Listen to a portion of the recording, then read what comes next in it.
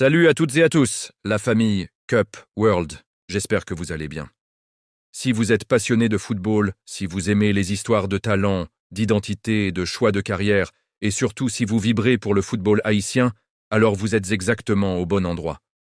Avant de commencer, n'oubliez pas de vous abonner à la chaîne Cup World, de liker cette vidéo, de la partager autour de vous, et surtout de laisser votre avis en commentaire, car aujourd'hui, nous allons plonger dans un sujet aussi passionnant que stratégique pour l'avenir de la sélection haïtienne. Aujourd'hui, on parle d'un nom qui intrigue, qui fait rêver et qui suscite beaucoup de débats.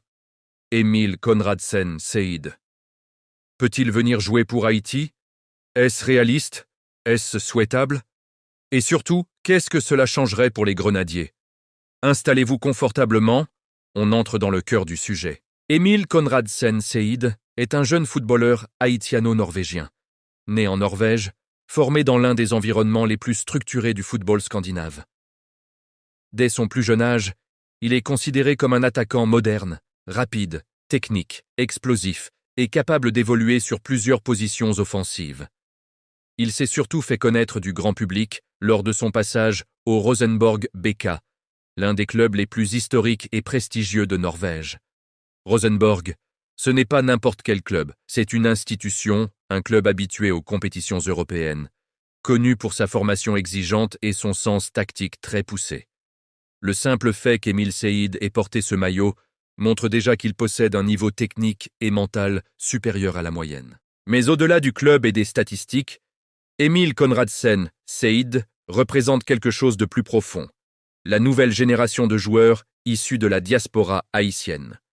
Des joueurs nés et formés à l'étranger, bénéficiant d'infrastructures modernes, d'un encadrement professionnel très tôt, mais qui gardent, par leurs origines, un lien potentiel avec Haïti. Son père est haïtien, ce qui lui donne, selon les règlements de la FIFA, le droit d'opter pour la sélection haïtienne, à condition de ne pas être définitivement capé en match officiel avec une autre sélection senior. C'est là que la question devient vraiment intéressante. Emile Seyid a évolué avec les sélections de jeunes de la Norvège, ce qui est logique compte tenu de son lieu de naissance et de formation. Cependant, jouer avec une sélection de jeunes ne verrouille pas définitivement un joueur au niveau international. Tant qu'il n'a pas disputé de match officiel avec l'équipe nationale A de Norvège en compétition FIFA ou continentale majeure, la porte reste ouverte. Et c'est précisément cette fenêtre qui alimente les espoirs des supporters haïtiens. Sur le plan purement footballistique, la question mérite d'être posée sérieusement. Haïti a-t-elle besoin d'un profil comme Emile Conradsen Seyid? La réponse, honnêtement, est oui. Le football moderne repose de plus en plus sur des attaquants capables de créer le déséquilibre par la vitesse, le dribble, la percussion et l'intelligence de déplacement. Emile Seyid est un joueur qui aime provoquer, qui n'a pas peur du 1 contre 1 et qui peut jouer aussi bien sur les ailes qu'en soutien d'un avant-centre. Pour une sélection haïtienne souvent confrontée à des blocs bas, notamment en CONCACAF, ce type de joueur peut faire une énorme différence. Mais au-delà du terrain, il faut aussi parler de l'impact symbolique. Voir un joueur formé en Europe du Nord, passer par un club comme Rosenborg, choisir Haïti, ce serait un message fort. Un message adressé à toute la diaspora. Oui, Haïti peut être un choix crédible. Cela renforcerait l'image de la sélection, attirerait l'attention des médias et pourrait même inciter d'autres binationaux à franchir le pas. Dans le football moderne, la crédibilité d'un projet passe aussi par les profils qu'il accepte. Cependant, il faut être honnête et lucide. Le choix ne dépend pas uniquement d'Haïti. Du point de vue d'Emile Conradsen Seyid, la Norvège reste une option extrêmement attractive. C'est un pays en pleine progression footballistique, avec une génération talentueuse, des joueurs évoluant dans les plus grands clubs européens et une exposition médiatique bien supérieure.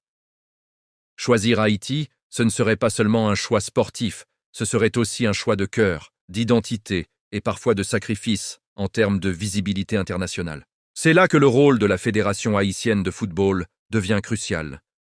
Si Haïti veut réellement attirer des profils comme Emile Seyid, il faut un projet clair, structuré et crédible. Il faut un discours cohérent, une vision à long terme, un environnement professionnel et un vrai respect du joueur. Les temps où l'on se contentait d'appeler un joueur à la dernière minute doivent être révolus. Un talent formé en Europe ne viendra pas par improvisation. Il viendra s'il sent qu'il y a un plan. Il faut aussi considérer la dimension humaine. Emil Conradsen Seyd n'est pas seulement un footballeur, c'est un jeune homme avec une double culture. Choisir Haïti, ce serait aussi se reconnecter à une partie de son héritage, représenter un pays souvent marginalisé dans le football mondial, mais riche d'histoire, de passion et de résilience. Beaucoup de joueurs de la diaspora parlent de ce sentiment unique lorsqu'ils portent le maillot haïtien. Une fierté différente, plus profonde, presque spirituelle. Sportivement, certains diront que la concurrence en Norvège est trop forte, que son temps de jeu pourrait être limité, et que Haïti pourrait lui offrir un rôle central, une place de titulaire, une responsabilité offensive majeure. D'autres diront au contraire que rester concentré sur sa carrière en club et attendre une opportunité avec la Norvège est plus rationnel. Les deux arguments se défendent. Mais ce débat montre à quel point le profil d'Emil Seyd est déjà au-dessus de la moyenne. Au point qu'un choix international devient un vrai dilemme stratégique. Pour Haïti, intégrer un joueur comme Emil Conradsen Seyd ne serait pas un simple renfort, ce serait un signal de montée en gamme. Cela montrerait que la sélection haïtienne ne se contente plus de survivre en CONCACAF, mais qu'elle aspire à construire une équipe compétitive, moderne et ambitieuse, capable de viser des qualifications régulières et des performances solides sur la scène régionale. Alors, peut-il venir jouer pour Haïti? Oui, juridiquement c'est possible, sportivement c'est pertinent. Symboliquement ce serait énorme. Mais la décision finale lui appartient et elle dépendra de nombreux facteurs.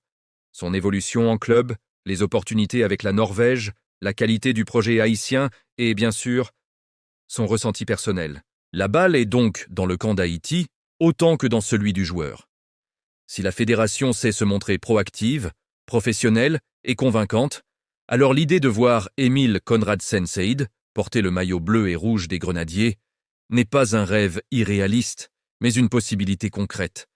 Et si ce jour arrive, ce sera peut-être le symbole d'une nouvelle ère pour le football haïtien. Une ère où la diaspora et le pays avancent enfin ensemble.